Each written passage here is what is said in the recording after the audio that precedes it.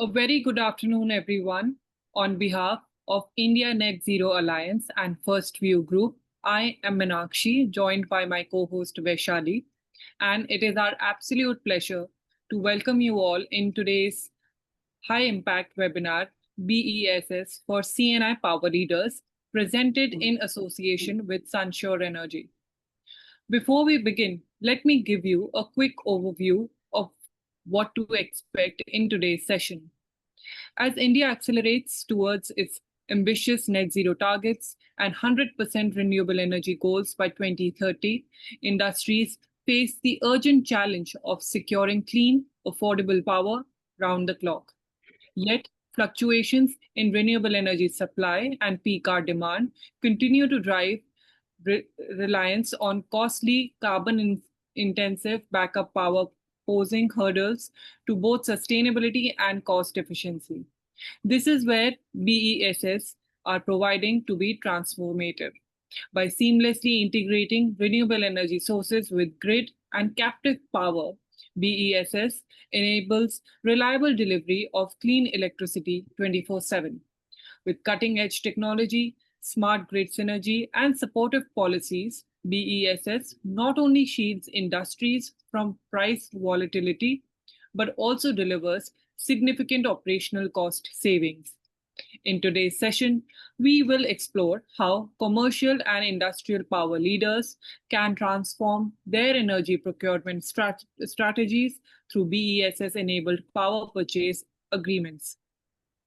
Before we dive in, we'd like to express our sincere gratitude to Sunshore Energy, our exclusive partner for today's session. Sunshore has been instrumental in accelerating India's clean energy transition and supporting CNI consumers in accessing green power at scale. Let's begin the proceedings with our keynote address. It is our honor to welcome Mr. Debmalya Sen, President, Indian Energy Storage Alliance. Mr. Sen brings over 25 years of cross-functional expertise in project execution, regulation, and finance. With advanced degrees in engineering, law, and finance, he has contributed immensely to both technical and regulatory reforms, and has also served as the Insolvency and Bankruptcy Board of India, enriching his macroeconomic and policy perspectives. Today, he will be sharing his keynote on energy storage at the heart of India's net zero industrial transition. Welcome, sir. The virtual stage is all yours. Thank you, Meenakshi. Hello, everyone, and hope you all can see the presentation. Let me know if you all can see the presentation. Meenakshi, is visible? Yes, Okay. it's visible. Perfect. Thank you. So, battery storage or energy storage, as we tell it, has been a story to be told for everyone who is working in the sector.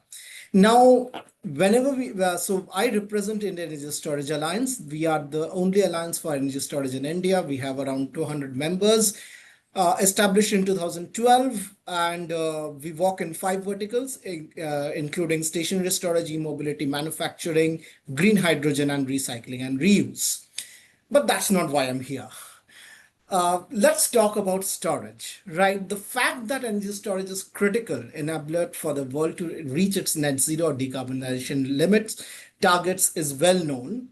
And the thing is that storage finds its application across the domain. It can be on generation side, it can be on distribution side, it can be in transmission side, as well as in consumption side. But when we talk about storage, more than often, directly the discussion goes into pumped hydro or lithium-ion batteries. But the family here is much larger than what we are talking about. It encapsulates compressed air, flow batteries, sodium-ion, thermal, high-temperature batteries, etc. Now, even in lithium-ion, there are multiple chemistries. Okay, so my point is that there is much more than what we discuss. Maybe it not be making economic sense today, but you never know. In the coming decade, everything can make economic sense. But then the question arises that if there are so many technologies, do they not cannibalize each other? The answer is no. Each technology has its sweet spot in this spectrum of time and capacity. Now, why therefore lithium? The discussion is so much on lithium ion because of it getting suitable in the duration of storage that we require today. That is from 2 hours to 4 hours or 6 hours. That is the duration in which lithium ion has emerged as a leader. Now, when we talk about storage, all of you have heard about many of these matrices by which we measure particular technology. One of these measures is cycle life, the other is energy density. Now, cycle life actually means how many times you can charge and discharge the battery till the end of its life. And so basis of cycle life, and I will only discuss upon stationary storage, that a multiple of things happens and technology is chosen because of cycle life, because of round trip efficiency, and the third term, which is known as depth of discharge. So that is how much can you discharge a battery once you charge it. So these are the particular matrices we use to define batteries as it is. Now, the battery industry, now a little bit of background, because it's very essential you understand what this entire value chain encapsulates. Why is the cost rising? Why is the cost decreasing? So that is imperative to understand the entire value chain. We start with the critical raw materials. Many materials are used in the batteries. Out of them, lithium, nickel, and cobalt are the critical raw materials. Now, the stages in this entire value chain is you mine the materials, you process the materials, then you make the component. Component means cathode, anode, electrolyte. Then you make the battery, then it goes to end use and then recycle. Of these, the biggest revenue generator is manufacturing. That is, if you don't have control over manufacturing, if a country doesn't have control over manufacturing, then it loses its game. But even before manufacturing, there is someone else who rules. That is processing. Processing holds a maximum value before manufacturing happens. So mining in one sector is high risk, low return, but then processing is where the essence of the story lies. And giving an example, 90% of world's processing power relies just on one country. Guesses any? So just to tell you about the total value chain, so we have cells, multiple cells make a module, multiple of these modules make a pack, multiple of these packs make a rack, then multiple of these racks along with BMS, EMS, energy management system, PCS inverter, HVAC system, cables, fire system goes into a container. This is what I call as container. If I remove the PCS out of the container, then it's DC. If I include it, then it's AC. Along with transformer, meter, and grid connection. This entire thing is BESS. So next time someone tells you cell ka cost, battery ka cost $35 here, so that 35 is the cell cost. Okay, and so it's used very casually, the price. So no one knows at what point what the price is quoted. So this is what the entire system is. And of course, cell is around 30% of this total cost. So you can imagine why cell matters so much in battery. India per se, we have had a huge demand potential. The estimated potential is by 2020, 2031, 32, we will need around 47 gigawatts into 5 hours of storage. That is 236 gigawatt of just battery storage. I'm not even talking about pumped hydro. This all total battery storage and pumped hydro will require an investment potential of around 479,000 crores from 2022 to 2032. Our various levers has been adopted from policy and regulatory domain, not only in demand side, but also in supply side. Demand side enablers include something like energy storage obligations. That is, every state of the total energy, 4% has to come through energy storage. But then this is not linked with penalties like RPO. It is voluntary as of today. We have a national framework for energy storage, and very recently the government said, passed on advisory, not a mandate, that every solar installation has to be coupled with 10% of battery storage. ISTS waivers are in place for storage. We have viability gap funding. One of the main enablers, catalysts of what you see today happening is because of VGF, where the government said government will fund 30% of the project cost. That was VGF 1. The second VGF is that 30% is reduced to 16% of your project cost. Guidelines for tenders has been shared. BESS is allowed in secondary and tertiary reserve of ancillary market, not in primary. I know the main revenue stream comes from primary, but it is not allowed in primary. Energy storage in our budgets have been declared as a champion sector, and it has also been included in harmonized roof of infrastructure. Very recently, just last week, asset class of a storage device is defined by MOP. Now, this is one of the main levers, what we see as opening gate of CNI applications. So, and last but not the least, we have a policy for pumped hydro too. If we look into the supply side, we had a PLI scheme of 18,100 crores to promote 50 gigawatt hour of battery manufacturing in India. Out of this 50, 40 has been awarded to Reliance and Ola, 10 is under work. We have identified critical raw materials, and then we have signed pact with governments who have these raw materials and who have processing technology with them. Cabinet very recently approved 1.5 thousand crores for critical mineral recycling, one of the main areas which will become a focus point in the coming years. Government incentives and subsidies for manufacturing plant, budget, reduced customs duty on critical minerals. All this has been done. So that is what I wanted to say you, that a lot has happened in policy and regulatory domain, both on supply as well as on demand side, to promote the sector. But is only center doing the work? No, states have also equally worked in promoting energy storage. Some of the states have gone ahead and published regulations for energy storage. Some have gone ahead and said, given numbers that how much they will achieve by 2031-32. So this has been the policy landscape or the regulatory landscape, as you say, for energy storage. What this has resulted in is this graph, which talks enough. So we were around two, three tenders till 2021, and then it shooted up. We have 52 tenders as on date as in 2025. Can you imagine that? Last year we had 35. Now, if you look into 2022, 2023, you see a lot of red in the graph. That is, tenders were cancelled. In 23, out of 25, 13 were cancelled. But if you look into 24 and 25, the graph looks very healthy. If I convert these to numbers, we have 81 gigawatt hour of battery storage tenders issued and 114 gigawatt hour of pumped hydro issued today. Maximum of these have been build and operate, a bit of EPC tenders and BOOT kind of models have been identified. If you look into the kind of tenders, we have solar plus storage, FDRE, which is firm and dispatchable renewable, that is solar plus wind plus storage, and standalone storage.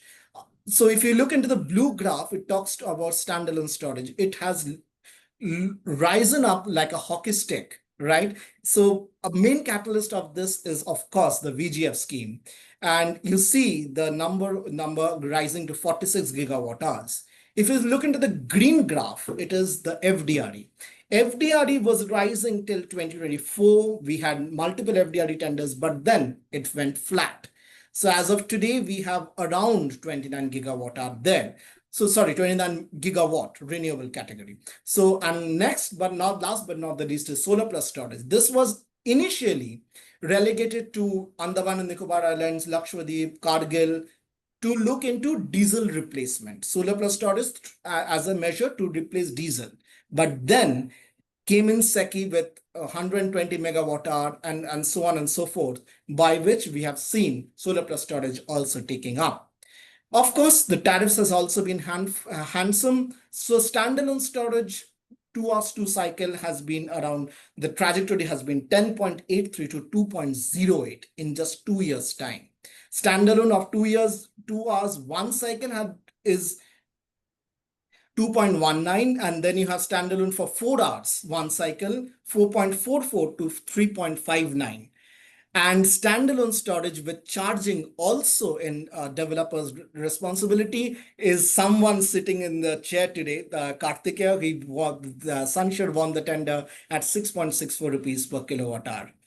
We have solar plus storage with 2 hours of solar coming to 3.41 to 3.09. 4 hours of storage comes to 3.52 and 3.13. Very recently, Morena Solar Park came down, brought that tariff down to 2.7 rupees per kilowatt hour, whereby it's wrong to compare it because it is 2 cycle of battery discharge. One, the charging power is given by you. The second one is given by the Dishcom itself. So that this is a 2.7 number, which is, I read in the newspapers about the lowest tariff. No, it's not the lowest tariff. It's a benchmark tariff, but may not be the lowest tariff. And then you have the FDREs, which have been in the tariff range of 4.26 to 5.6 rupees per kilowatt hour, which tells you why FDREs have stopped now. This year, we had just one FDRE tender and nothing more. So that is the story about tendering activity. Just looking into the companies who are there. So if you look into the FDRE and solar plus storage, you will find identified companies who have been in renewables forever entering into this domain. But if you come to standalone BESS, that is where you find a multiple new companies, many of these infra players getting into this game. The question is why? I will come to that. Now, basis of whatever has been tendered out and whoever has won, FDRE, we have 4 categories, not in 1, 2, 3, 4, but then one of the major categories, Avada, Acme, Juniper, and Renew. Solar plus storage, we have Hero Future, Reliance, NU, NTPC, and Acme. And standalone, we have Reliance, IndiGrid, Acme, and Pace Digitech. So these are the major ones who are making the right noises. And of course, IndiGrid is not alone. One of the people who are in the chair today, Amperar, Ayush, I'm not going to tell more. Ayush will be telling more on that. But then why is standalone storage so important, so famous? Just look into the bid construct. Tenure is 12 to 15 years. Business model is BOO or boot. Off-taker is known. Land is given to you, or in certain cases, land you have to identify. Connectivity is ready. Best charging is given to you, or in certain cases, you have to identify the best charging. You have to cater to best charging also. Commissioning period is 18 months. You have a viability gap funding, and the availability is 95%. That is where you are measured. Right? So it's kind of a very risk-free model. And that is why people have got so much of confidence in this. And of course, we will discuss more on this. But going to the graphs, straight away, solar plus storage tender 6.99 coming down to 2.7. FDRE tenders have been around 4 to 5 rupees, and this is the story to be told. 11.25 coming down to 2.08 in around 2 years' time. That's it. That is 75% drop in tariffs in just 2 years' time. Of course, lithium ion cost dropped, but more than that, many other things led to the drop in cost. Also, technological innovation and improvement has happened. Now, this is something which, of course, you can debate on the numbers. The numbers can be up and down, but generally, cell constitutes 32% of the total cost. Then you come to DC module, which constitutes around 55 to 60% of your total cost. Then you transport that to in India, where you have I'm explaining that you're getting the DC container from China and the rest you're doing in India. So that is where you find that the maximum contributor is cell, then comes in the DC block, and then comes in the transformer and other things. So this is how the cost breakup in a very layman term can be shown to you. So yes, that was all I had to share, and thank you. Over to you.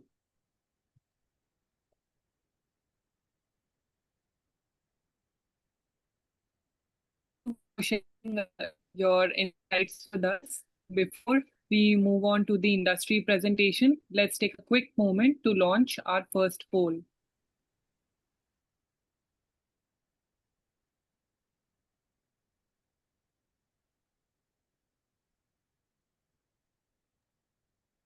So our first poll is live. I would request the audience to pitch in their answers. We have 4 options.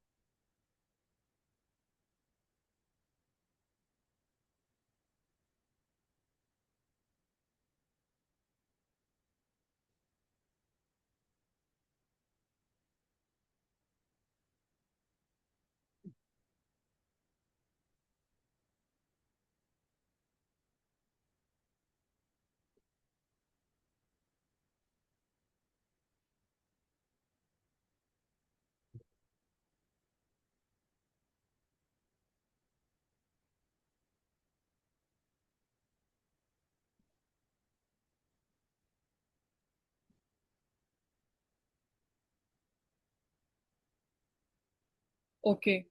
So while our poll stays live and the audience takes their time to pitch in their answers, we would now move on to the industry presentation. Please join me in welcoming Mr. Kartikeya Sharma, co-founder and Chief Business Officer, Sunshore Energy. Over to you, Mr. Sharma. Thank you, Meenakshi. I have just started sharing my screen. I hope it is visible. Yes, so your screen is visible. Thank you. So at the very beginning, I would want to, thank the Net Zero Alliance for organizing this fantastic forum for discussing a very crucial technology transition that is now, very, very apparent, as Dev Malia's presentation showed, that, battery storage is at this stage an asset class that every renewable energy professional and adopter has to come to terms with, understand very well, or otherwise, risk very dire consequences.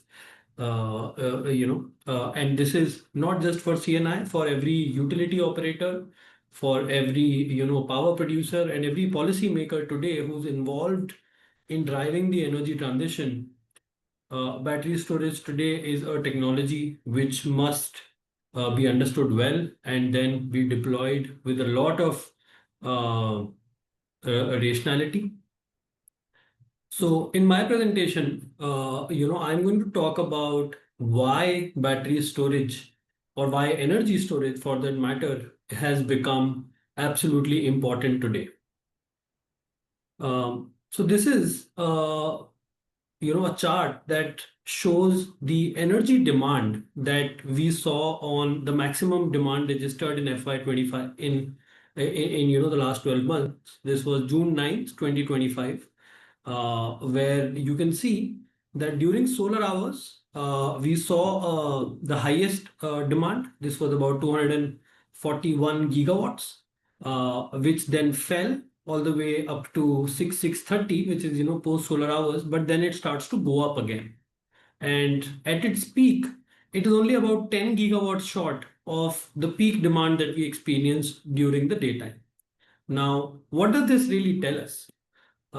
So in the past, this demand curve in India has moved in various different forms and shapes, but over the last decade, we have seen an increasing trend in the daytime demand of power, and we believe that that is being done in tandem with the growing solar supply in the country. Solar being the cheapest source of power production, utilities have, and a lot of industries also have aligned their consumption during the day hours, pushing this peak upwards. And then again, evening demand has been growing because there are a lot of power electronics now, such as air conditioners, which come online the moment people get home. And even at this peak demand you'll see is somewhere between 10:30 and 11 o'clock in the night. Obviously this graph might go up and down, but more or less the shape remains the same, with this peak just fluctuating between, sometimes it is at about 6 p.m., 7 p.m., or sometimes you will also find it in the morning, around 7 to 9 a.m. That's during the winter times. So one reality that we have to understand is there is more than one peak on every day in India. And while we are able to meet the demand during one peak, which is during the solar hours, the other two peaks are left hanging. And that is why a lot of discoms end up relying on or end up signing up new coal, new thermal power, because this evening peak is the time when people are home and they don't want to see any load shedding. Um, in fact, even today, about 80% of evening load during peak hours is actually supported by thermal plants. So you can understand that, because this is the critical time to supply power, discoms end up signing up new thermal, and that new thermal naturally also takes over during the day hours, because once a thermal plant comes online, they have to run for 24 hours a day. They can't just be a spot correction during the evening. This is precisely where battery storage becomes a great technology, because you can simply switch on battery energy storage during the hours where you have peak demand, and you can charge it during the time where you have excess supply, which is, by the way, what is happening today during the day hours, because today almost 200 gigawatts of power will come from thermal or hydro or one of the other sources, and we have almost 120 130 gigawatts of solar pumping power into the grid, which ends up creating an excess supply situation during the daytime. So it makes great sense to use the excess power during the day, store it in a battery, and then use it to supply power during the evening peak, so that new thermal does not have to come online for discoms. So I call this first part of the problem, right? And how this part kind of comes in is, or how you end up, how this problem is actually getting more and more pronounced over the next years, is what we see in this graph, which we have drawn from the CEA website. So this year FY25 was exceptional. We were able to meet all the peak demand. There was no deficit because the demand actually remained flattish between FY24 and 25. Although going forward, the demand coming because of new data centers, because of adoption of electric vehicles, because of new infrastructure projects, smart cities coming online, this peak demand is expected to grow exponentially. And the deficit is also expected to grow exponentially. And what this is going to do is, if we don't bring online the right kind of battery storage, the right kind of grid stability technologies, it's going to result in a very unstable grid, which is going to hurt end users by, they'll end up experiencing a lot of interruptions. Coming to interruptions, this again is a graph that we've taken from CEA, or this data we've taken from CEA, which basically talks about which discoms in India today see the maximum number of interruptions of power and how those interruptions have a duration. For example, the worst hit are Eastern UP and Southern Haryana, where we see cumulative interruptions going to the tune of 180 to 200 hours in a year, which means, on average about 45 minutes every day. And the number of interruptions in Haryana, for example, is about 300 interruptions. Comparatively, UP has lower number of interruptions, but obviously they are very, very long in their duration. And we see this kind of a situation across a lot of states. You have Punjab, you have Rajasthan, Odisha, West Bengal, Karnataka, Andhra Pradesh, Gujarat, even Maharashtra and Telangana have significant number of interruptions at about 25 to 30 interruptions every year. By the way, in developed nations, it is less than one interruption in a year. Whereas in India, urban areas have about 202 average interruptions in a year. So this again creates a case today for behind the meter battery storage systems, which are smaller systems, but will come in and play a big role in displacing existing diesel generator based dependence in industries and also in households and commercial spaces. So as Devmalia pointed out, the battery storage technology is being championed first of all by the utility sector. That has always been the case, even with solar, even with wind. The utilities have been the first one to enable an industry to find its feet, to enable the industry to find bankable commercial models. And in this regard, there are primarily three kinds of BESS deployments. There is the FDRE, there is solar plus BESS, and there is standalone BESS. All three of them have found a lot of favor with all stakeholders in the industry. And we believe that all these three are already finding a lot of place in the CNI space as well. So these are precisely the three kind of structures which the CNI sector is also adopting. And Sunshore is very fortunate to be on the cutting edge of this transition, and we have already been done all of this in the utility sector, and we are now also bringing that to the CNI customers that we work with on both interstate and intrastate supply of power. I want to go into a few case studies of how battery storage helps in each of the three things that I have pointed out. For example, this one is a case which is very close to anyone who is using solar in Maharashtra.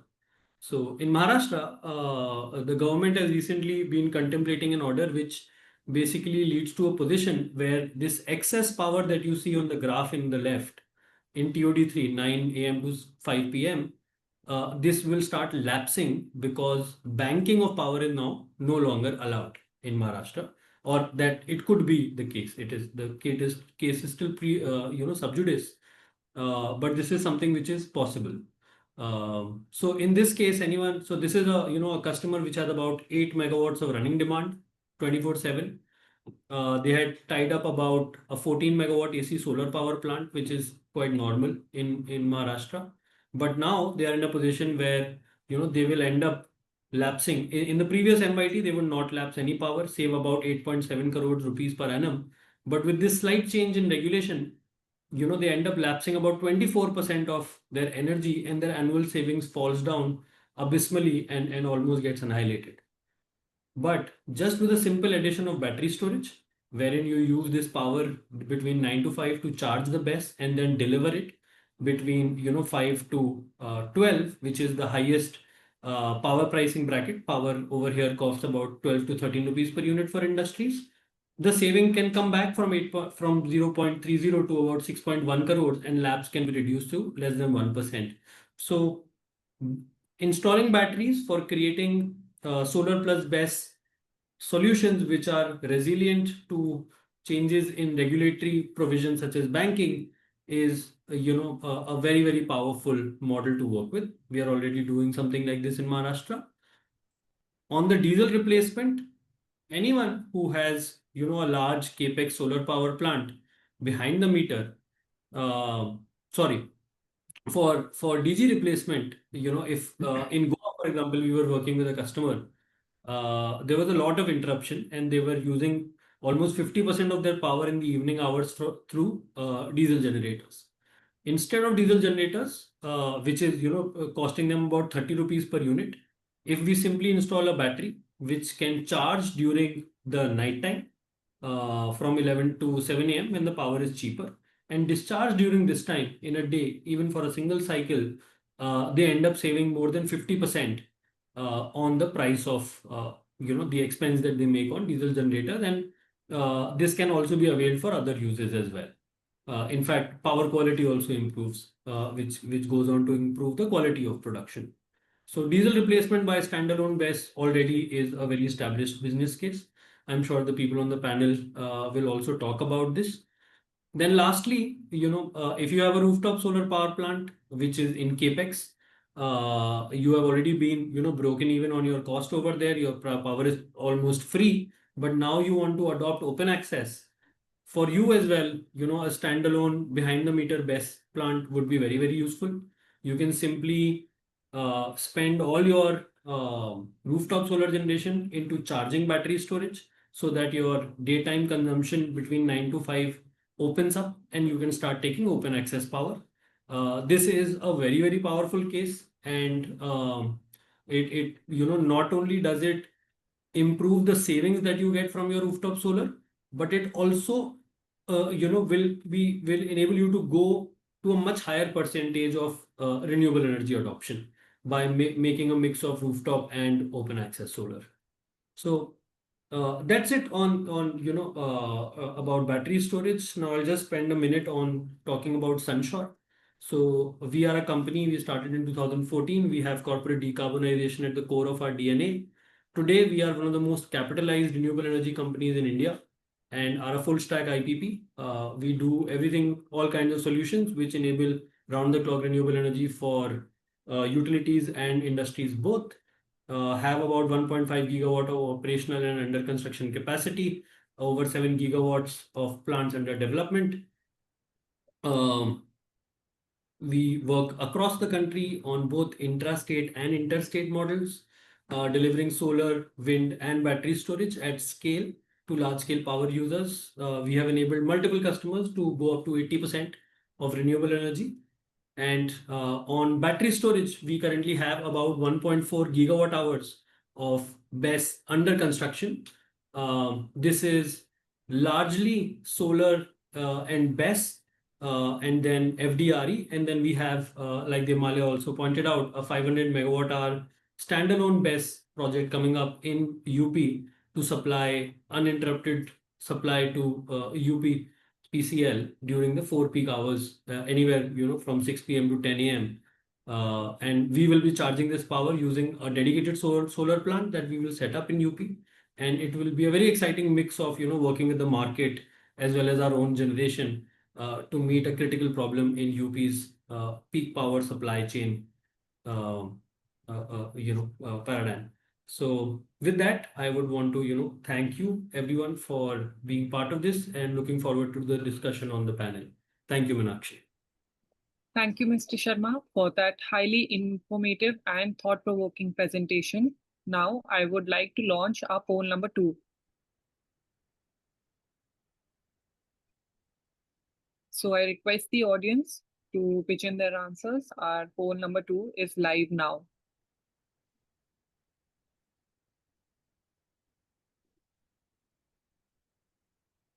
And while the poll is live, I would like to move on to today's session, our panel discussion.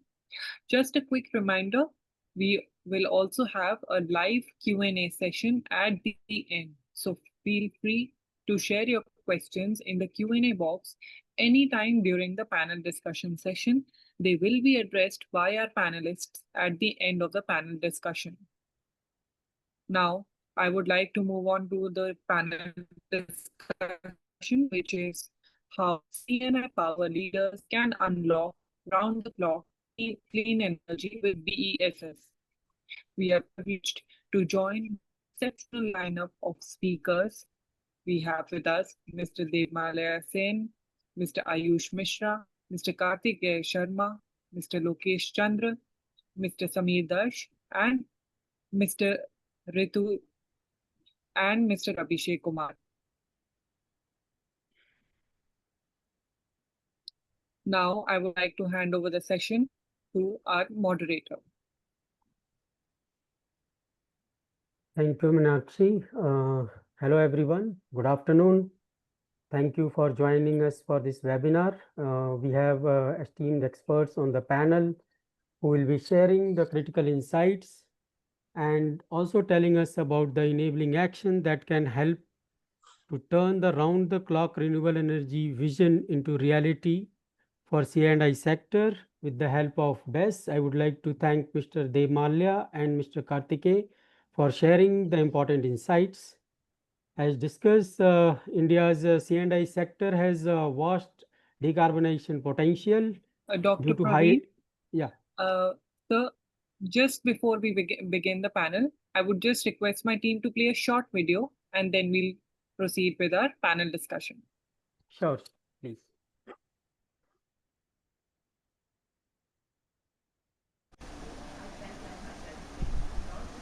Power drives the Indian industry.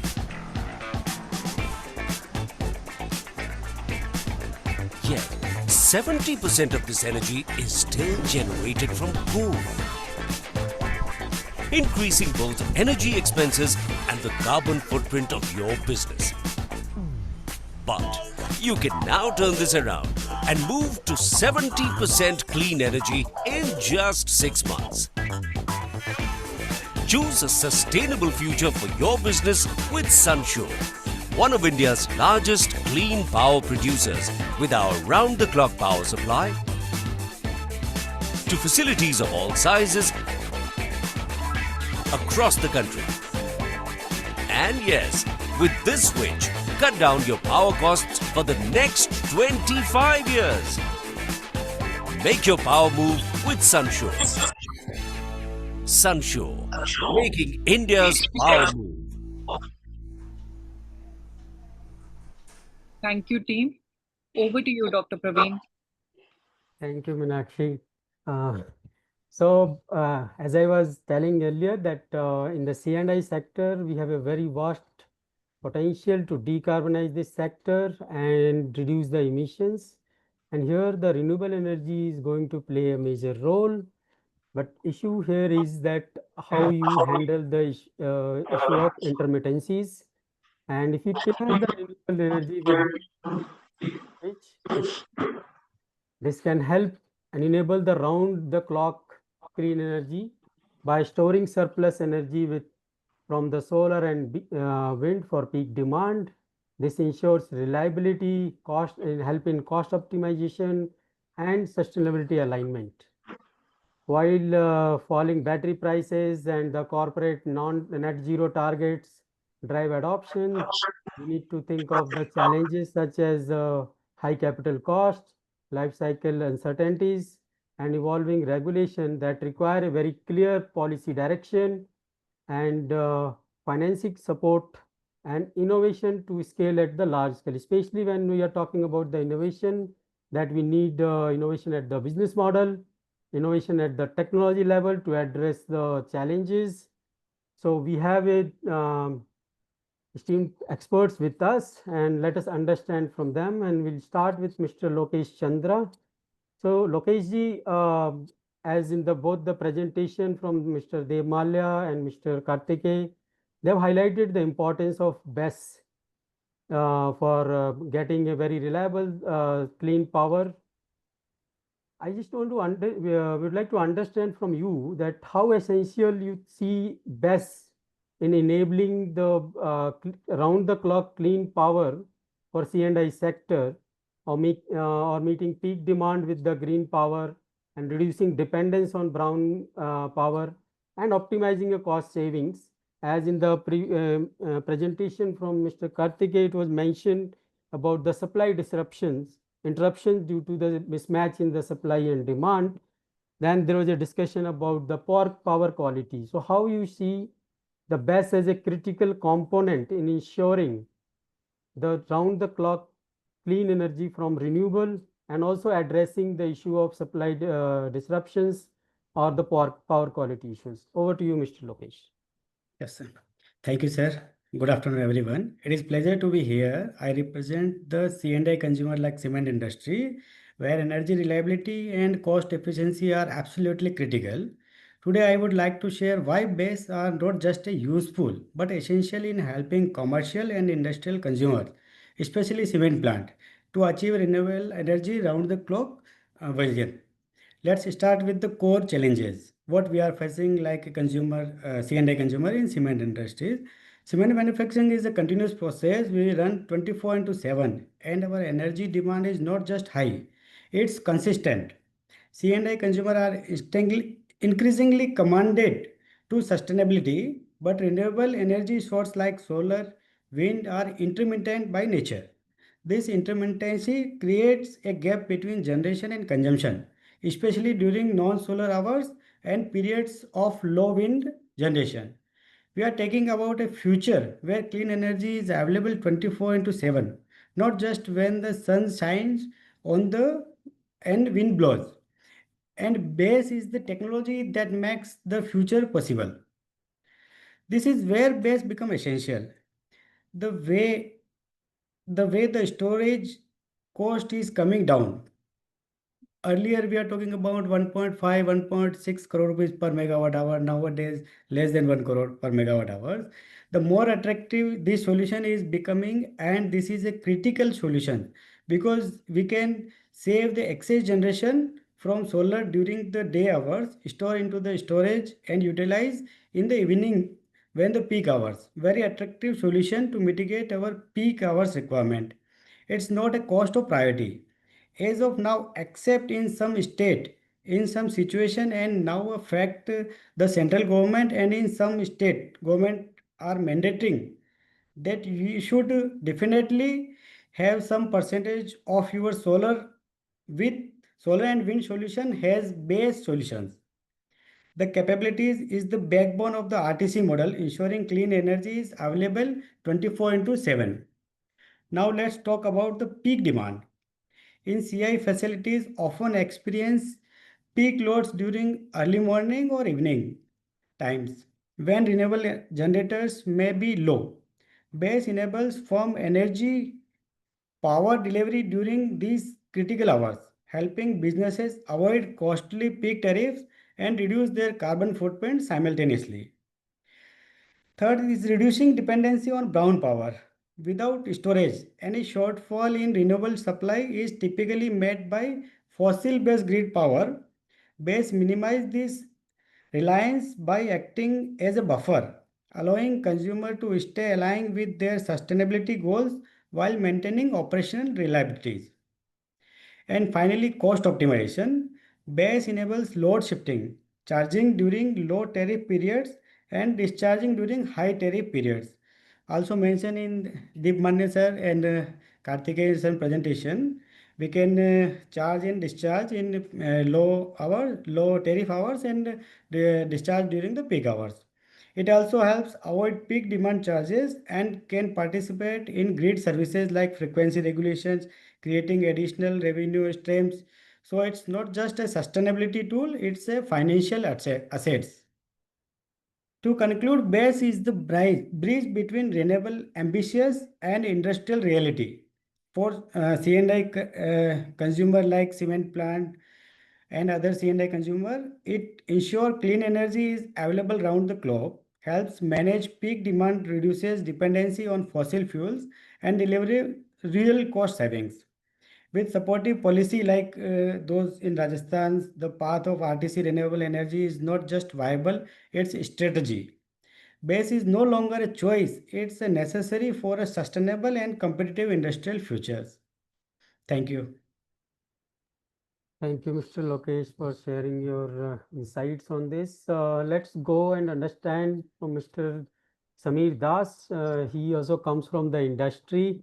So let's hear from him that we just, Mr. Lokesh explained that how important is the BESS for not only getting the reliable renewable energy powers, but also in meeting the peak demand and also on the cost optimizations, cost saving optimizations.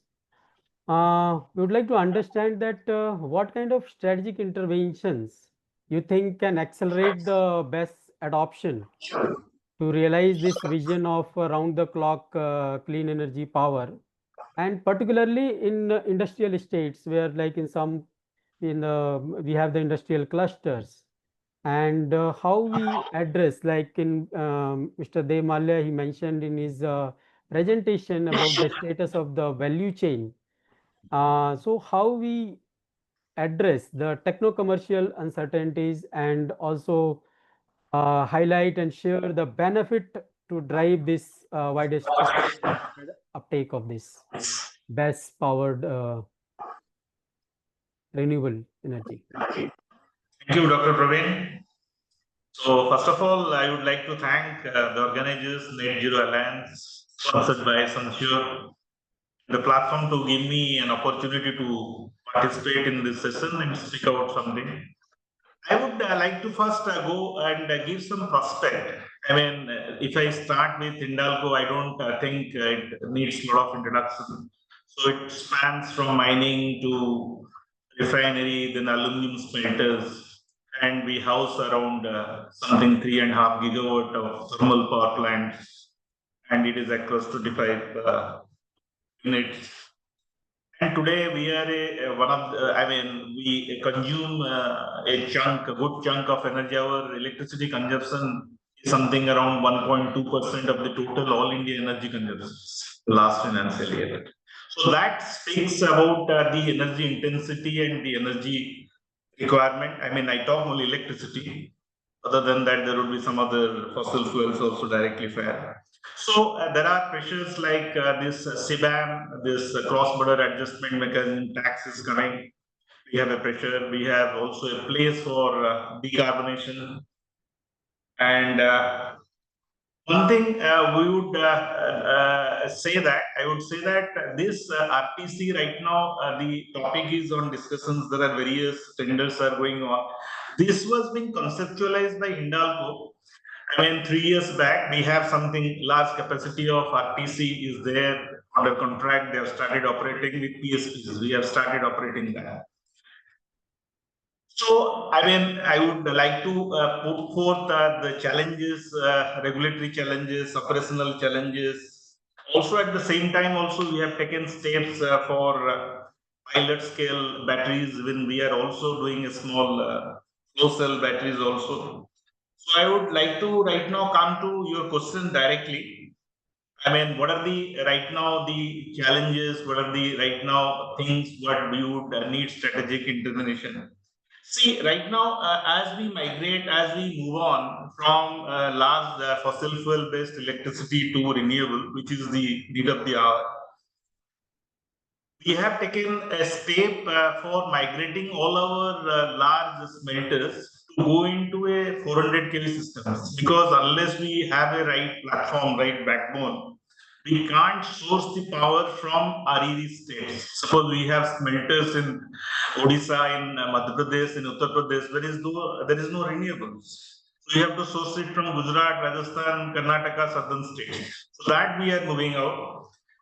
Here, one thing is that right now, when these large industries like aluminum smelters, steel plants, when they move to 400 kV system, one thing very important for aluminum smelter is that any power disruption more than 4 hours, it is catastrophic. It starts the smelters for 6 to 7 months, few years, including large capex. So right now, if you are connected with a single source of supply, even it at 400 kV, it cannot be 100% 24/7. So there are regulatory hurdles about dual connectivity, not connectivity from one more source. Though CA has a plan, gives some leverage for double connectivity for smelters, railways, etc. So there, some amount of more clarity has to come. It has to be very sensitive to industrial consumers to have multiple sources of power, so that they can at least source this renewable power, solar, wind, battery from other sources, and decarbonize it. For making RERTC, you have to source it from far different states. So that would be one of the point where more and more strategic thinking of the policymakers would be coming in. And today also we are seeing in the early phase, there are renewable energy pockets where there are intermittents. I mean, there are the ISTS system today, there are some delays in some elements, which is leading to curtailment of renewable power, where of course the BSS will help sometime, but it cannot export power. So there also some strategic thinking would develop out. Then we are right now fascinated. Also, we are looking at very, I mean, how many 2 years, 2.5 years, we have seen the price plummeting like anything. But we have to see a lot of quality installations also coming in. For example, I mean, we have to have very high standards of quality, safety standards, because some of the energy storage systems we are also contemplating that they will be behind the meter.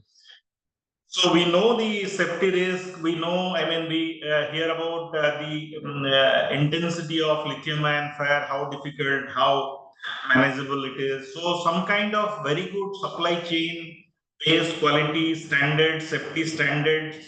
So that has to come in, and our focus, while India is a very price sensitive market, we should not defocus or we should not take any shortcuts in making some compromises on the quality and safety. So those things has to play a very vital role, because behind the meter, putting something in very high tech plant in a compact this thing, nobody can afford it, and I mean that kind of confidence has to emerge out in the market. So that would be one point I would like to say the I mean August panelist also, where they must be doing on that. And today also, if you look at the solar PV models, when we started something 2010, 2009, there were degradations, there were something insurance. So here in the battery also, since we are dependent on the Chinese suppliers mostly, so I would like to say some kind of third-party insurance where, like Munich insurance, if that battery company goes bankrupt or insolvency or whatever, then there has to be a third party which has to give a, I mean, insurance is a safety comfort. Some kind of safety net that also has to be worked out. And so that's the thing. And we are cognizant of a subject. When I looked at it 3 years back, somebody told me that noontime power is going to be zero. I mean, right now it's very close. So the BSS, the battery energy storage, has to come in. And last point, what I would like to say, there are regulatory issues on in ISTS connected battery energy storage system or PSP storage system, regarding scheduling, regarding applicability of the transmission waivers. We struggled when we had to start some RPC. So there are a lot of clarity issues, procedural issues. How do you, I mean, if the power is you use for warehousing in the PSP or storage, how it will be treated, plus subsidy. So there are still teething issues are there. We have to be very clear, and I mean the regulatory policymakers have to give a very clear message. Then it will also propel the drive for implementing the BSS to the scale. I mean, the implementation right now, we are hardly, as Devamalya said, something 0.5 gigawatt hour, where China is something 200 gigawatt hour installed. So we have to swing into that motion of execution, putting the framework in place, so the right integration and RERTC comes in place, and in real terms, it displays the fossil fuel. That's all from my side. Thank you. Thank you, Samirji. You have highlighted very important and critical points, especially related to the safety standards and cost versus quality, and some kind of safety net through the third party insurance. So let's hear from, we'll go now to Mr. Kartike, who is, we'll ask this question to him.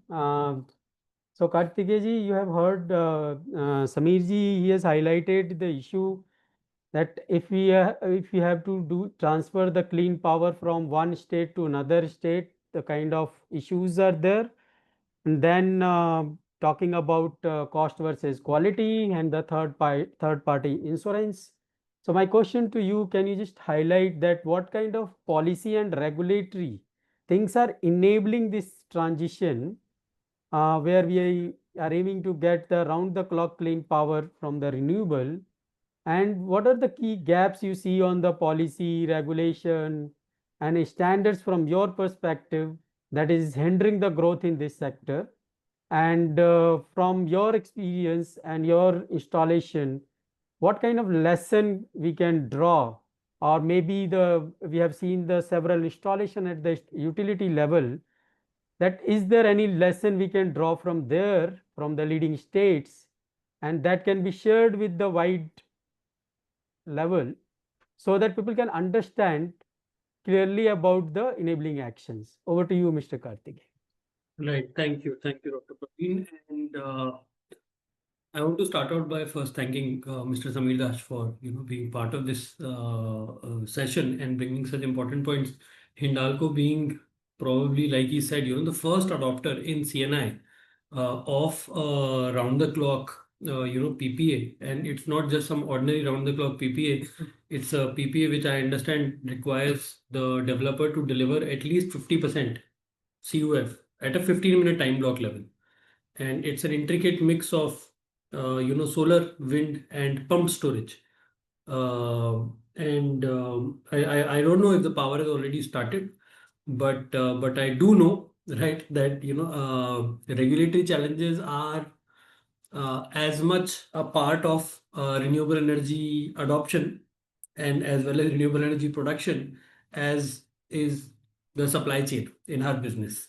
It is a very active risk that we evaluate, and whenever we are doing anything, we specifically plan policy advocacy as part of what we are trying to do. For example, this standalone battery storage project that we have won in Uttar Pradesh that we'll be supplying power to.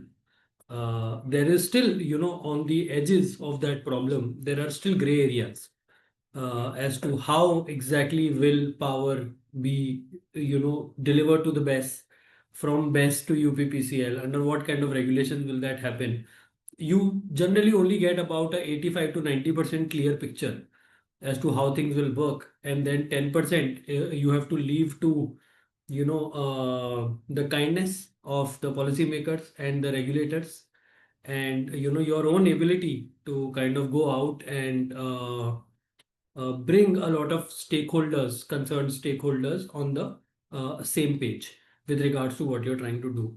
The good news is that it works, and a lot of changes today, especially on the ISTS front. I would say that when you are somebody who's trying to do a lot of power across different states, every state in India has their own problem, solutions, constraints. So but if you're doing ISTS, the way the CTU, the way the CEA, and the way that CERC approach these problems, the kind of audience you get from those bodies with respect to your issues is actually phenomenal.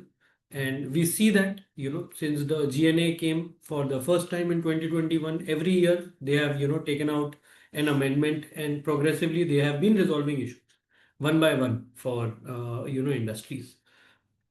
But it is, part and parcel. It is very hard to say that, we will not face regulatory challenges when we are trying to adopt renewable energy in a big way. Now, having said that, with respect to storage, there are certain regulatory provisions that are very, very welcome, right? For example, if you are a captive user of power, for example, in fact, I think Hindalco's example is a good example in this regard. They would be using this as a captive user. And while captive user has to hold equity in the generating asset, the regulations are very clear that you don't have to hold equity in the storage asset, right? So you can simply, once you generate an electron which is coming from a captive generation plant, it can go and sit in a storage asset and then come out of it still being a captive asset, captive electron, right? Captive power, which solves a lot of problems, right? Saves a lot of money, saves a lot of rework. Another thing is that, battery storage is not charged CTU charges, right, on its consumption of power or its, generation of power, especially when it is co-located with solar. Now that this is something which benefits battery storage more than it maybe benefits pump storage, because battery storage generally is co-located with solar in most of these ISTS kind of configurations. But if you think about it, it creates a very, very strong case to have a solar plus BESS plant which can generate part of its revenue from actually arbitrage either in the open market or with specific contracts. So those are a few regulatory things that have already been done by the government. Now, one big challenge, Dr. Kumar, I would say is there is no battery storage which is actually installed and operating in India today. There is hardly any, right? And like anything else, regulations also learn from operations. So as operations of battery storage begin in India, new kinds of problems will come to the fore, and the regulators, I truly believe, will take notice. The developers and the consumers also have to work together. Um through alliances, for example, the India Energy Storage Alliance is a fantastic forum which can help structure these issues across different stakeholders and then take it to the right authorities so that they can be addressed in a structured manner. So I think that journey is still to start. As once we reach 1 gigawatt hour of storage, then we will reach 10 gigawatt hour of storage, then we'll reach 100 gigawatt hour storage. And that is when the real learning will start. Today, the way we look at battery storage, we look at it, for example, from a peak shaving perspective. We look at it from a backup perspective. But if you look at more developed economies, they look at it as an alternate to transmission infrastructure. For example, in a country like the US, it's so difficult and so expensive to draw transmission lines that they rather put, battery storage closer to, generation centers and or somewhere in the middle between generation and consumption centers, so that they don't have to build those kind of transmission infrastructure. I think India today is struggling big time with building transmission infrastructure, and battery storage will have a wider role to play in that regard. So with that, I think I would rest my answer to your question. If there is anything that I've left unanswered, please let me know, or you can come back to me. No, just one additional question I have. Like we have seen that some states are doing very well on this front, and then there are a set of actions are going at the national level. Do you see the opportunity that we need to have some kind of at least a common framework or the learning document that can the new states or any other state who want to scale in this field can take lesson from that, and they don't need to reinvent the wheel? So do you see the role of creating some kind of sync or having some national level guidance document for to guide the policy, regulation, or implementation support at the state level? Absolutely. Absolutely. I think that's absolutely important. And I believe that there are documents that exist, there are guidelines that exist that, bodies like CEA and, even CERC has, brought out, which discoms, which, states are using. But having said that, having been working in this sector for the last 12 years now, I feel that, having one ring to rule them all, or one act, or one set of guidelines or regulations to rule all states and the way they kind of function is more and more to me seeming like the holy grail of our sector. And it's hard to find. It's hard to find. People have tried, governments have tried, but I guess there will be one day that when we will, at least for some part of the renewable energy sector, if not battery storage, even if they can do that for solar, I think a lot of the users and the producers will be very happy.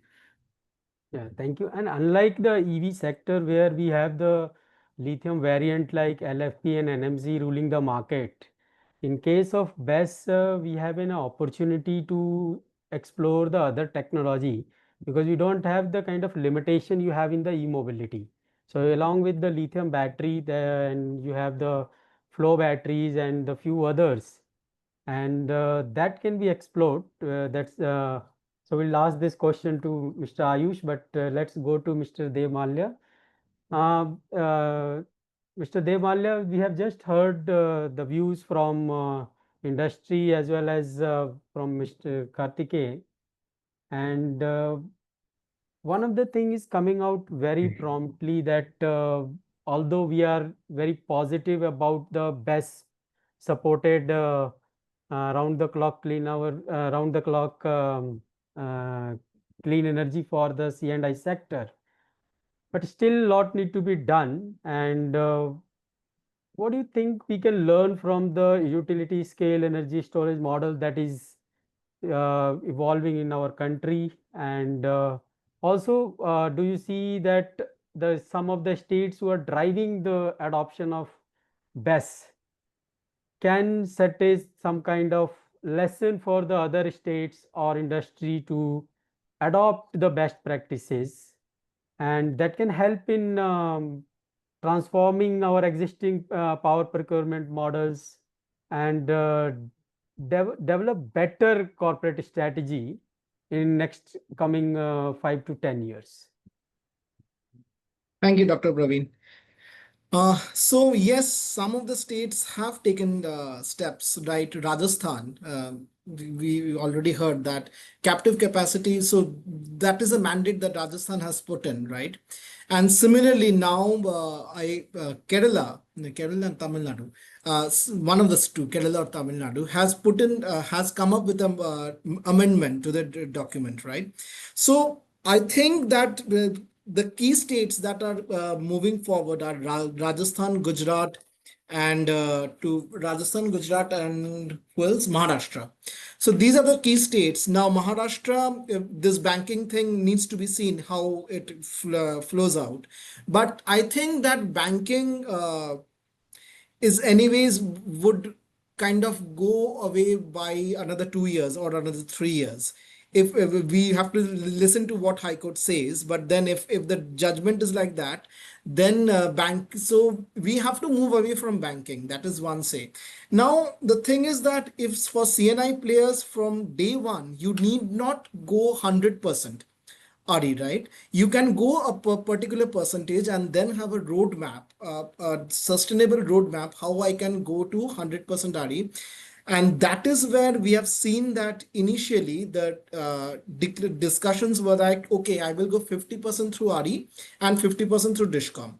Now that 50% through Dishcom is reducing and battery is coming into that. So they are saying that, okay, let me go 70% through RE plus storage and rest I will take from Dishcom on market purchase. So that is, in my sense, that works better.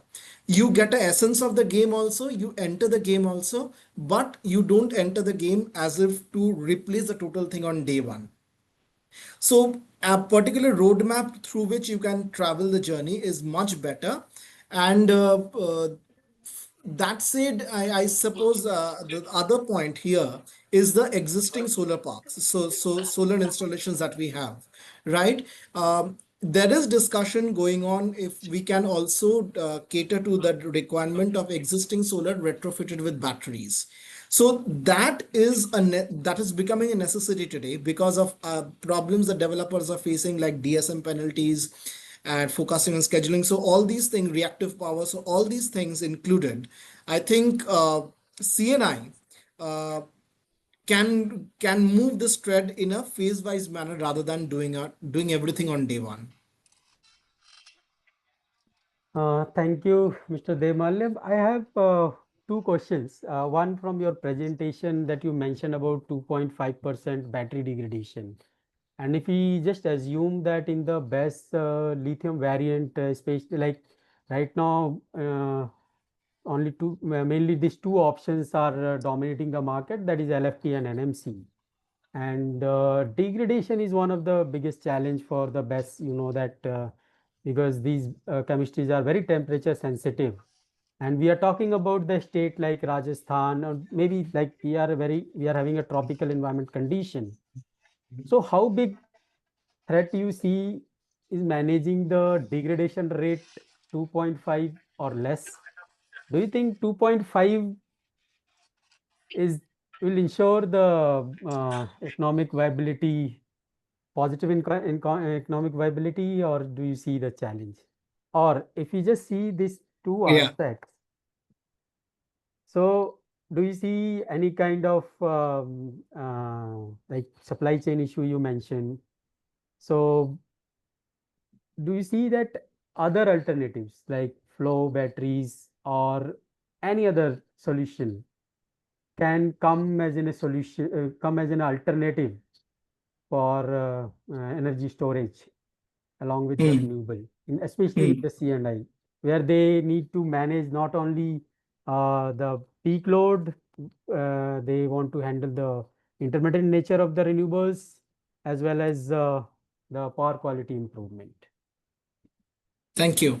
So, Tupa, I read through the question answers, and someone posted that MSCDCL has pointed to 0% degradation in the tender. So, how will you manage it?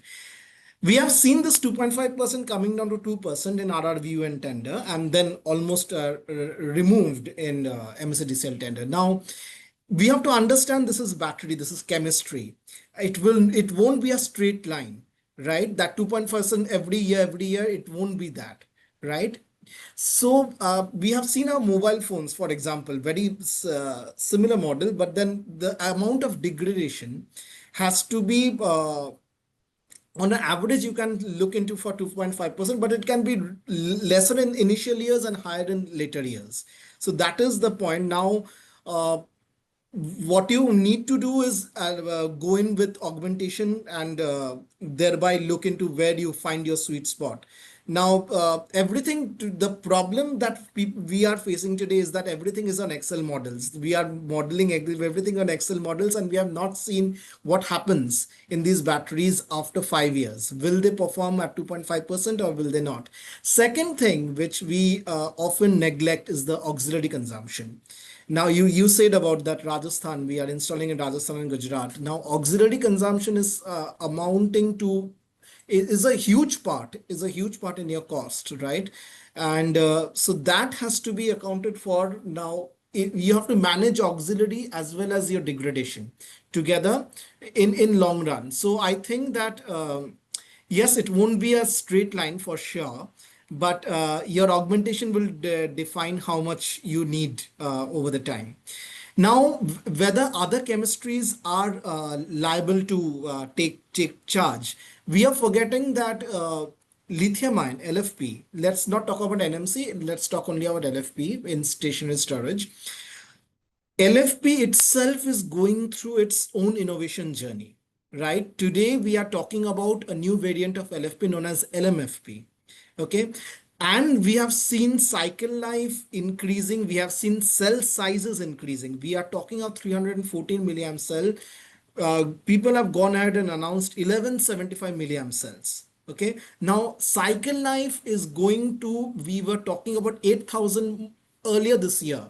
Today, we are talking of 15,000 to 20,000 cycles for lithium ion cells.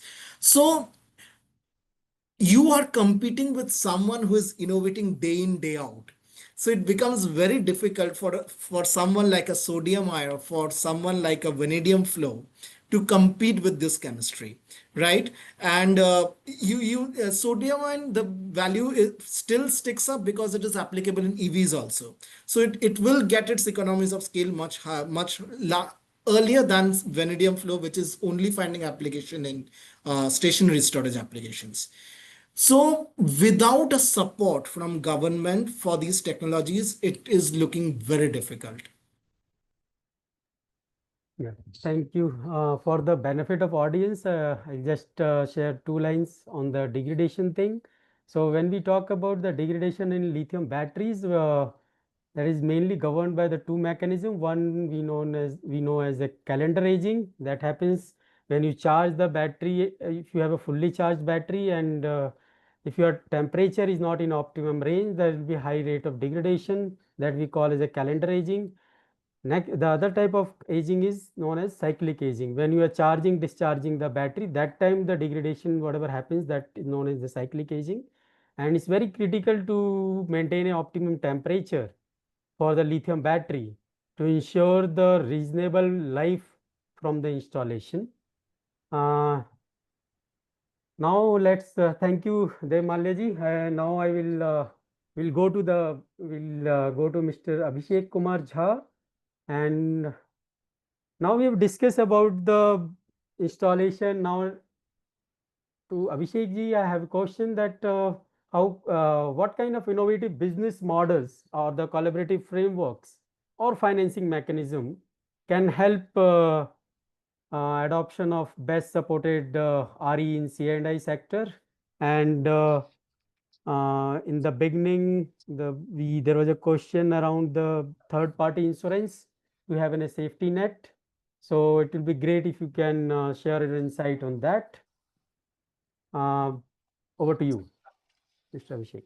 Thank you, Dr. Kumar. First of all, let's talk about the topic.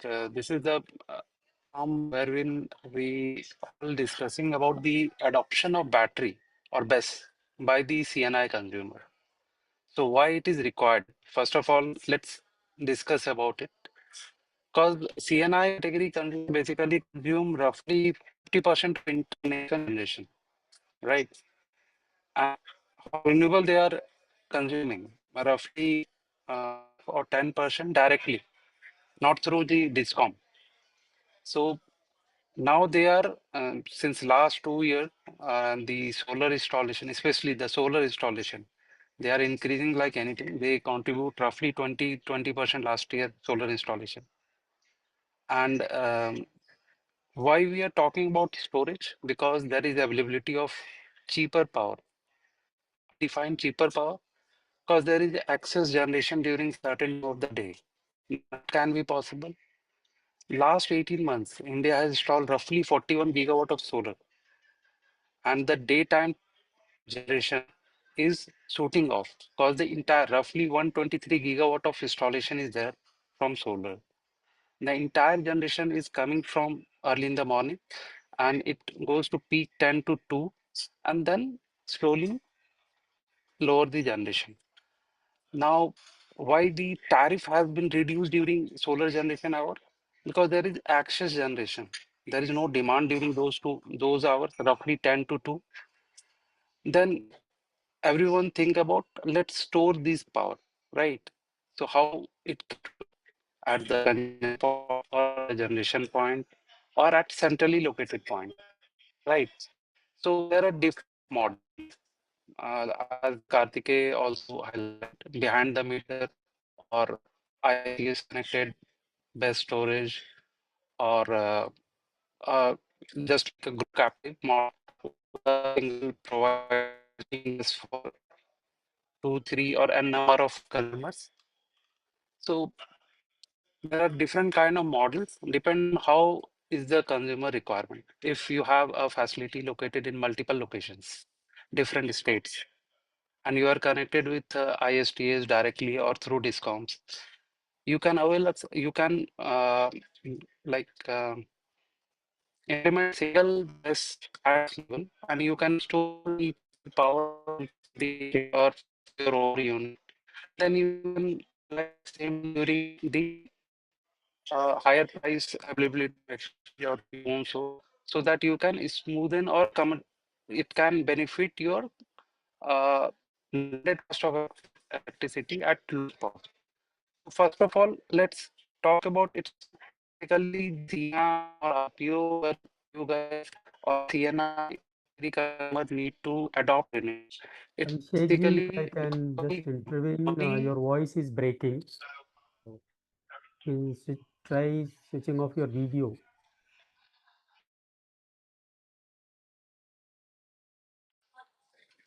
so I think CNI category consumer need to they are always looking into how much they can save from the electricity from other source.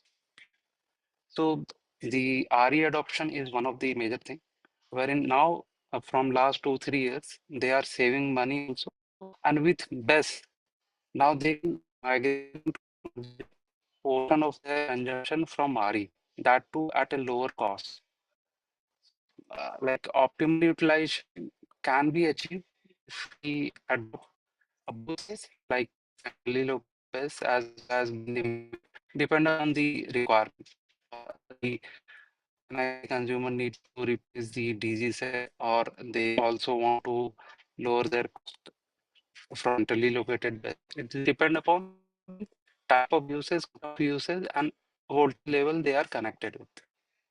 Regarding finance mechanism, FDRE projects are financially closed, and BESS is not new.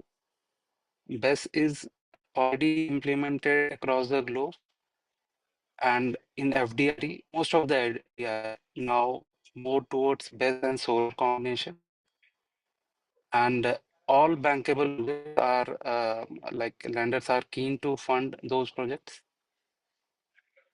With storage, CNI consumer, I think, can replace the maximum portion of their consumption with RE. And government has already, as highlighted by earlier panelists, the government has given like every 2 or 3 months, they are coming up with some kind of incentive or some kind of clarification or new guideline regarding the storage. If we talk about connectivity, now there are different kind of connectivity, storage connectivity, uh, solar connectivity, non-solar connectivity. It's enable these connectivity from existing available substations also. And even if we think the currently available RE capacity can adopt BESS and they can reduce their DSM cost. So storage has immense, like not only CNI, each and every player need to now install, even thermal generators are now thinking about installation of BESS, because storage now is a new oil. You can use it as when required. So I think financing is not a challenge. Technology, because it's evolving. So we are now getting more number of cycles from the same suppliers. And regarding the government support, government has come up with various kind of incentive, including VGF and all. So state government are also implementing large volume of BESS. So I think within a year or two, we can see a significant volume of BESS to be installed in India. Thank you. Yeah, thank you, Mr. Abhishek. Coming to you, Mr. Ayush, I have question related to the technology. When we are talking about the BESS, and as we saw in the presentation from Mr. Dev Malya, that when we talk about the BESS, we are not talking only about the cells. We have the other components in that setup. So what kind of technology barrier you see that can hinder the adoption of BESS-based PPAs in the C&I sector? And do you think that, or maybe suggestions about the innovation that can address these issues in future?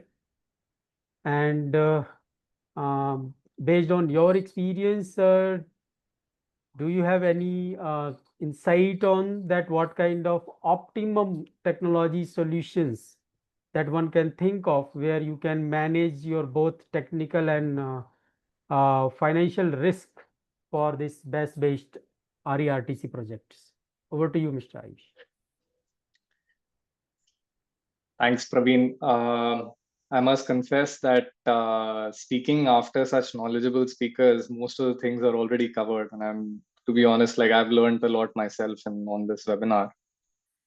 Maybe to give a little bit of context about like where I'm coming from, I'd just like to take a minute to first introduce myself personally as well as our company Ampere. So I started my career straight out of college with a solar developer. We would do solar PPAs with corporate clients. So I've dealt with the setup of CNI customers in terms of the different avenues through which they can procure power, how different loads are, the different types of industries and their needs in terms of power requirements. Post that entire experience, we started Ampere about around like 8-9 years ago, right? And we are a storage only company. We don't do anything outside of storage. So by the virtue of starting that early, we have had a little bit of experience on different types of applications of storage, different use cases that we have been able to build out. And this has been on both ahead of meter, behind the meter, on the ahead of meter side, where we've already executed projects on the field wherein you have solar plus storage, both in the form of AC coupling and DC coupling, and the pros and cons of both of those. We are currently executing a 360 megawatt hour connected to the transmission substation, where I think Karthikeya touched upon it, where these storage assets are going to become part of the transmission network, where you increase the capacity utilization of transmission substations that might be getting built out. We have recently commissioned a 40 megawatt hour in Delhi that is part of the distribution network of Delhi with BRPL, BSES Rajdhani. And we see how that system is being used. Now it's been about 6 months that it has been operational. It is one of the first regulated BESS in the country, and that model in terms of how is the revenue getting generated, what is the degradation that you touched upon, how is that coming along, all of those inputs are now getting validated. And we are quite confident that you're going to see a lot of BESS come up ahead of meter, right, through tendering process. And I think Deb Malia has already touched upon a lot of that in terms of the scale up. We are quite confident that that will keep happening because the use cases are getting built out on that side of the meter. Specifically on the CNI side, we have done some behind the meter projects already, about 3-5 megawatt hour for various types of clients. Our experience with CNI has been that there is no single use case for every CNI industry.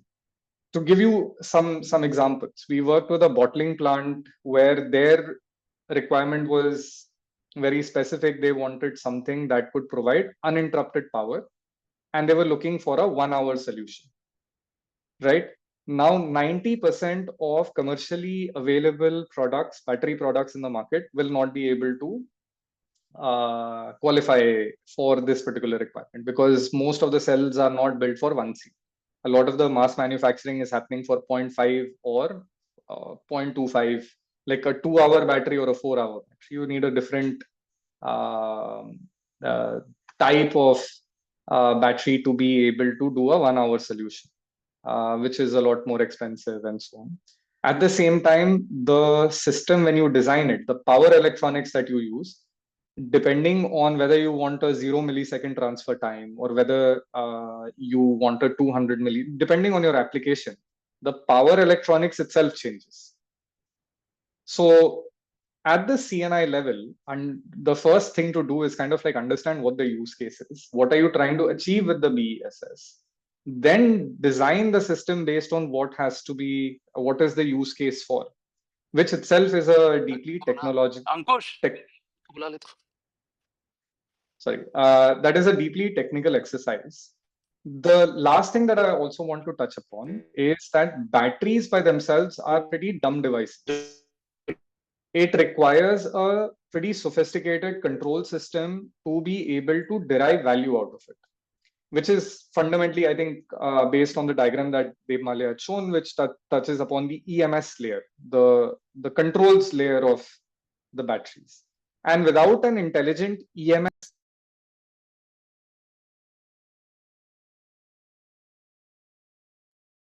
Yeah, please go ahead. I think you're on mute. Yeah, sorry, I got muted. Without a sophisticated software, the battery by itself will not be able to generate the same revenue or value that you have envisaged. And there's very few people who have been able to develop this entire software platform in-house. I personally think, I'm of the opinion that without the software being in-house, it's very difficult to operate the BESS asset. And I think somebody had posted a question on the EMS layer being indigenous as well, being mandated by CEA. Well, that has to do with some of the cybersecurity norms. Also, these are controllable devices. You don't want them to be hacked as well. Now, at Ampere, we are a specialist in the EMS layer as well, and we have a lot of experience doing all of that. One last thing that I'll maybe touch upon, and I think this was already touched upon on the safety side of the batteries. Now, as we go along, this is still an evolving field. I think the safety aspect of the batteries have gotten a lot better over time with us moving from NMC to LFP. And I think as we go along, it will get safer as we go along. The only thing you want to not do is basically go very cheap in your first project till the technology is mature enough where it gets commoditized and so on. So do lay out emphasis and value on that safety aspect, because in cost cutting, the first thing that typically goes is not the battery itself, it's the protection and the safety circuits. So you want to have sufficient buffer and margin that in the price that you're paying to be able to have the safety aspect already baked into your designs. I'll halt here. Yeah, thank you, Ayush. Sameerji has raised the point of this safety aspect, and then he mentioned about the cost versus quality. And this is a genuine question because India is a price sensitive market, and the kind of costing we are seeing in the tenders. So this is the obvious question comes in the mind that what about safety?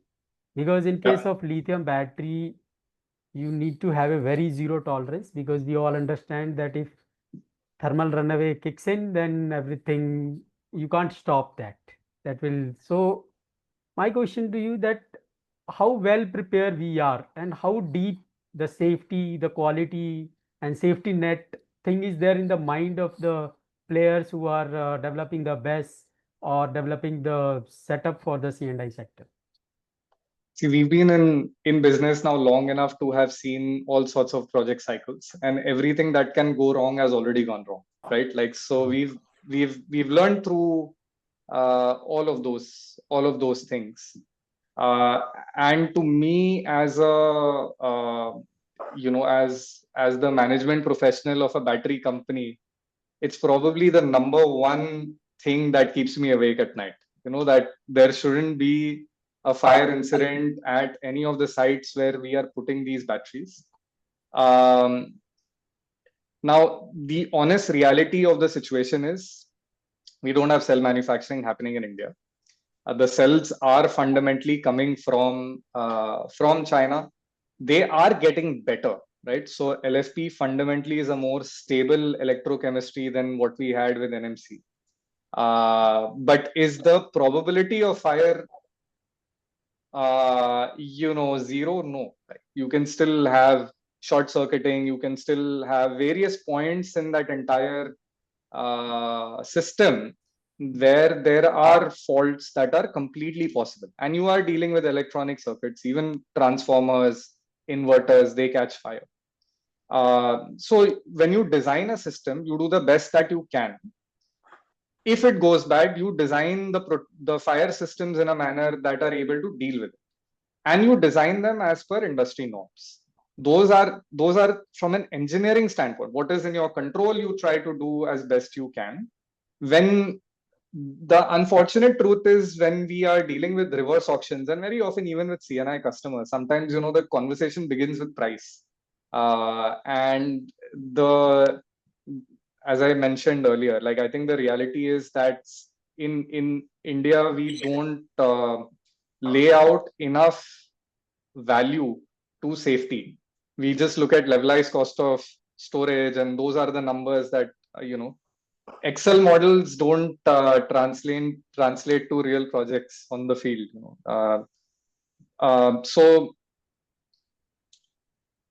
So on the safety side, like, that's my only thing. Hopefully, these projects that we are seeing at whatever value that they're getting bid out will be designed as per industry norms. Hopefully, battery cells will be safe as well as we go along.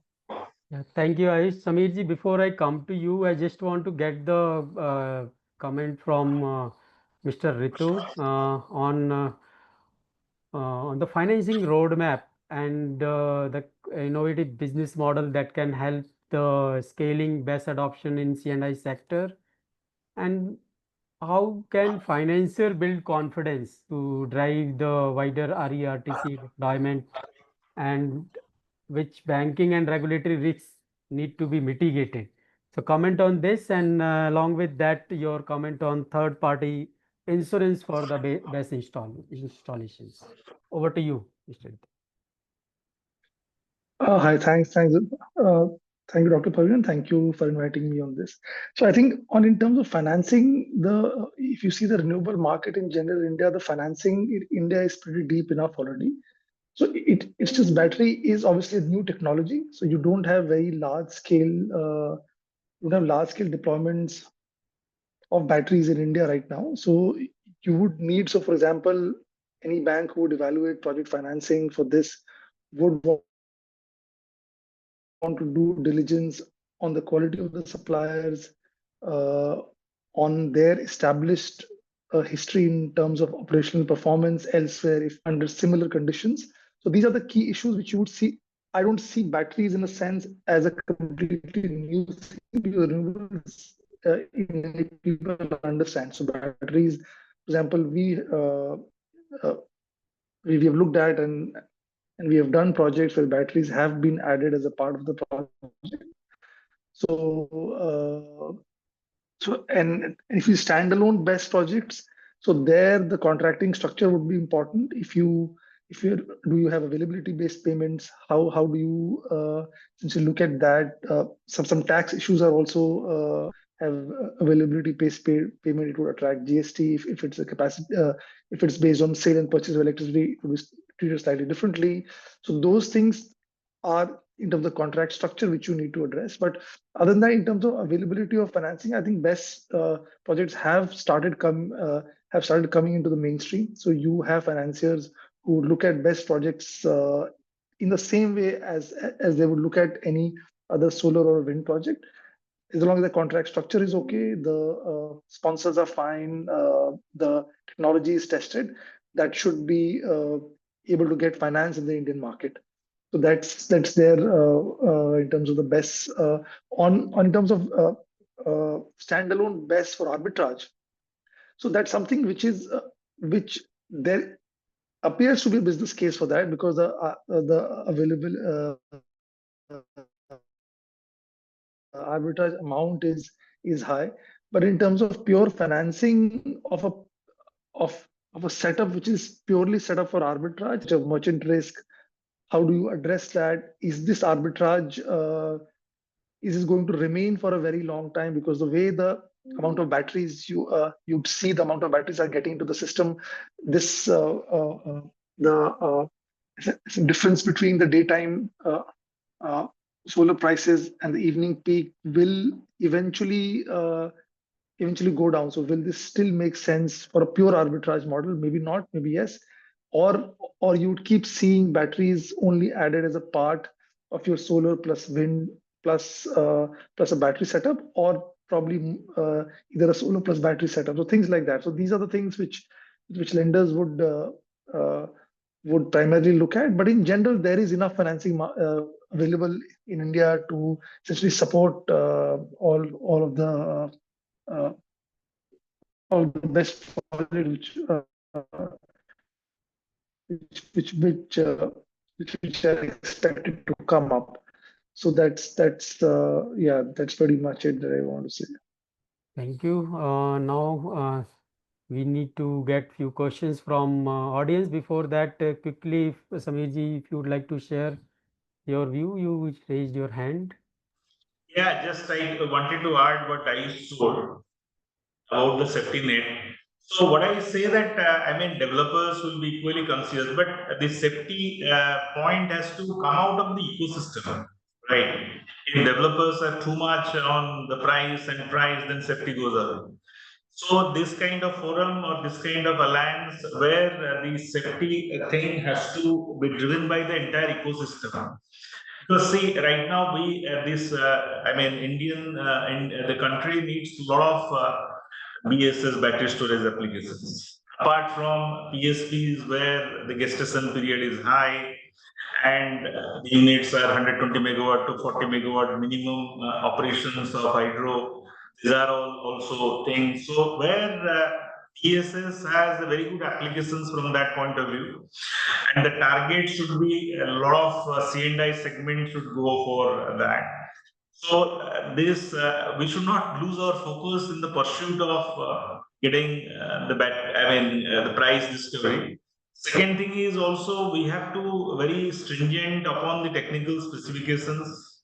Like a lot of new chemistries are coming out. I was hearing that the electrolytes are also getting gel type, something more inflammable. So all those things are happening. So I mean, there has to be ecosystem where all these technology developments, advancement must be absorbed quickly so that we see a good progress in India. And the ecosystem has to be resilient for all these factors for a very right implementation in the right directions. That's what I wanted to add. Yeah, thank you, Sumiji. These are very important point that while we need a cost-effective solution, but safety should not be compromised. And also, while developing this kind of solution, we need to think about the circular economy since beginning.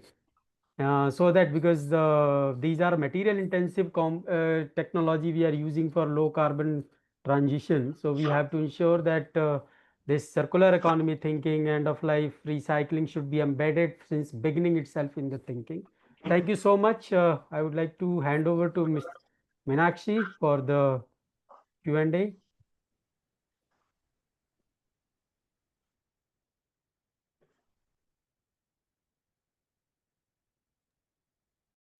Meenakshi, can we take questions from the participants? They can mention. Yes, sir. Hi, all of you. I am Vaishali. I will be taking over as your host for the rest of the session. Thank you, Dr. Parveen, for leading such a rich and engaging discussion. And sincere thanks to all our panelists for your valuable perspectives. Now it's time to have a poll question number 3. I'll quickly present on the screen. Give me a second.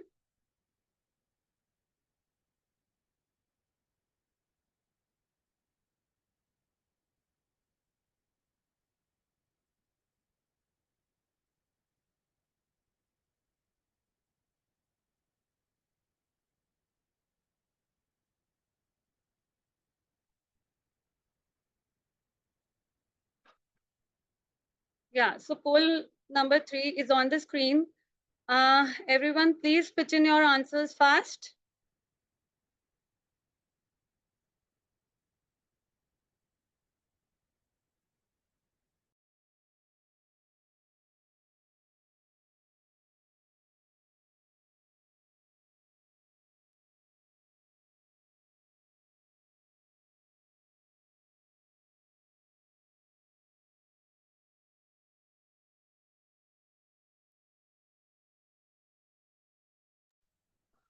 After this, we will have one more poll question. Then we will moving towards the question answer round.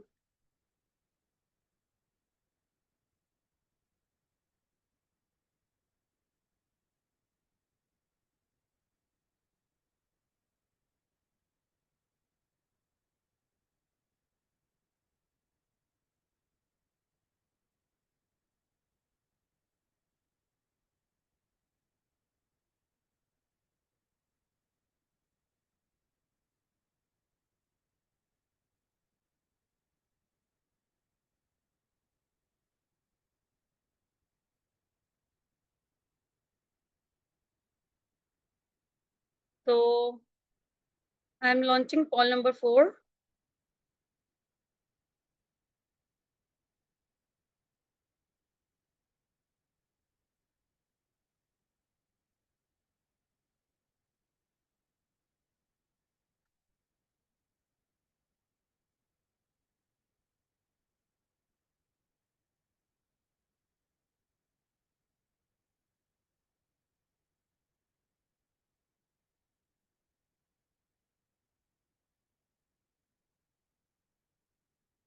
Here all, please pitch in your answers for poll number 4.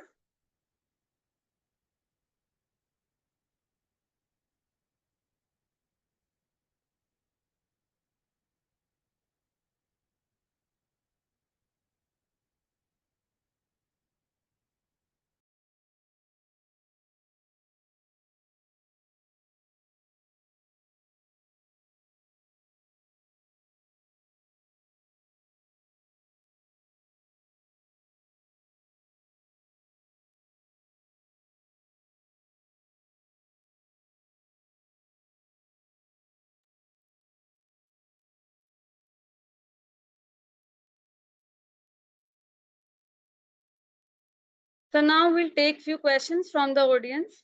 Let's open the floor for Q&A. So someone has asked, many winners of standalone BESS are looking to source the complete BESS containers. Many winners of standalone BESS are looking to source the complete BESS containers from China. What are the reasons for it? As many companies in India are in process of installing sufficient cell to container BESS assembling capacities.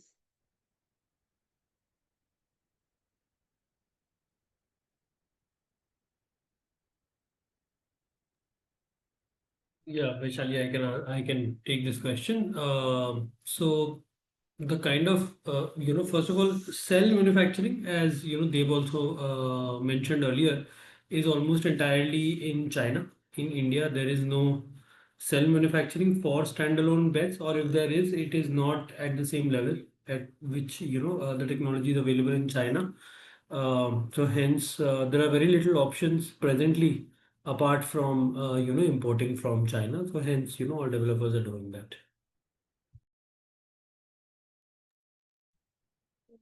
So next question is, LFP line be used for NaION chemistry?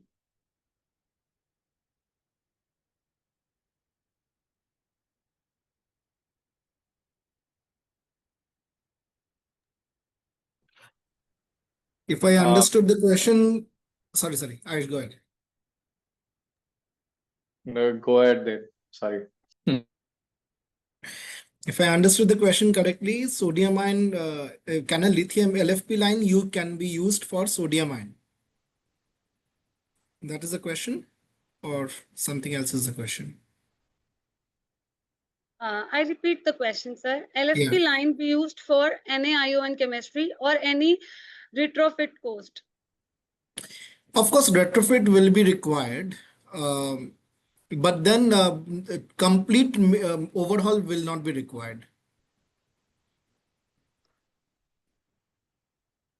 So next question is, when BESS marketers will develop in full scale for ancillary services like reg up, reg down, and spinning reserve?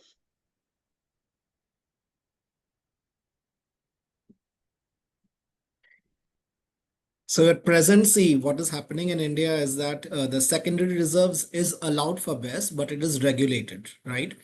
Now you're not given capacities that are charged. That is, if you are used, then you will get paid. If you dedicate your capacity, you are not getting paid.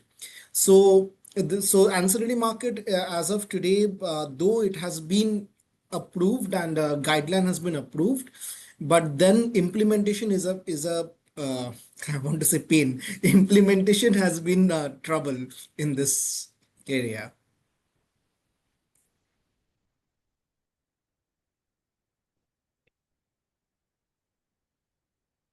So I'll take the last question, sir. Containers coming from China may coming with large scale fire test, but what about integrated or assembled in India?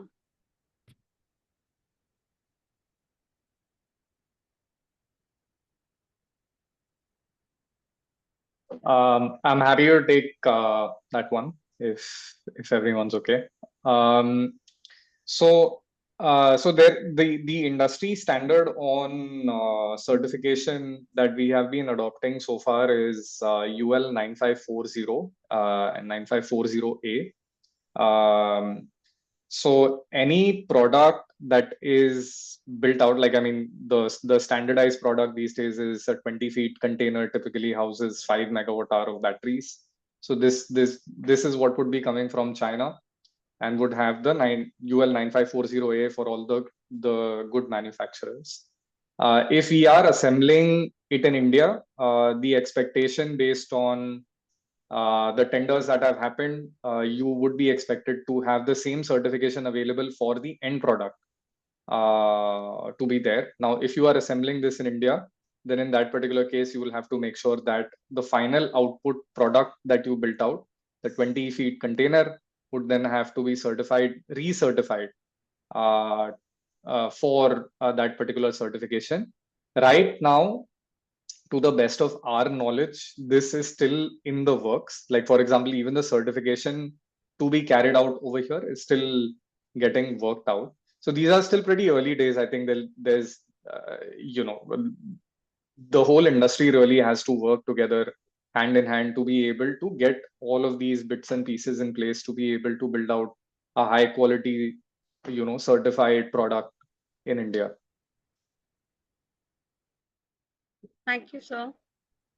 So, as we drew the session to a close, a heartfelt thank you to all our speakers, panelists, and attendees for being a part of today's conversation. A special thanks to our partner, Sunshore Energy, for their continued support in advancing India's clean energy mission. We hope today's session sparked new ideas and collaboration as you shape your sustainability journey. Before we sign off, we invite you to join our dedicated breakout room for networking and further discussions with our partner Sunshore representatives. Thank you once again, and we wish you a productive and inspiring day ahead. Thank you. Thank you. Thank you. Leave. Okay.